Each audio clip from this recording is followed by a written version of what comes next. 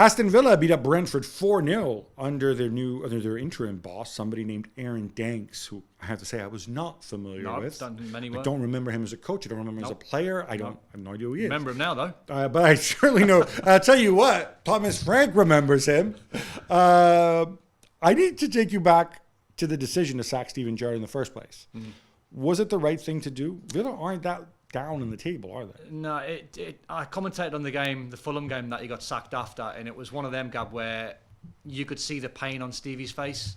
You could see it. It was the performance. It was the. There's always a number that gets you the sack. It was 3 against Fulham, but it could have been a couple more. And it was also the goals that you concede. When you concede like rubbish goals and own goals and penalties, it's just the Villa fans were quite toxic. They were singing songs like "Get out of our club" and this, that, and the other. So therefore, put a little bit of pressure on Christian Purslow and the board to try and react, because they were creeping down into the bottom 3. They were getting quite close. And they spent a lot of money. And if you had sold that to Christian Purslow and said, "I'll spend whatever it was, £150 million, I'll have you closer to the bottom 3 than the top 6," then it's not a good sell. And it was one of them where I did feel for him. I think he hung his hat on Philippe Coutinho because he played so well in parts last season, but has not been good this season, and loads of injuries along the way. But off the back of the Fulham game, it felt like it was coming. Christian Purslow, not very popular among Liverpool fans. I'm assuming even less popular now.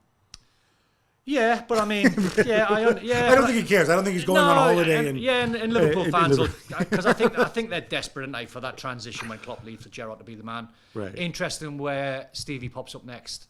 I wonder if he goes back to Liverpool as a 21s coach. I wonder if he takes something with England, or does he bide his time to try and get back in? I had a conversation with a pal of mine yesterday who thinks if he takes a little bit of time off, he could then potentially be the Liverpool manager. And I was like, I don't see that happening. I think you've got to take another job.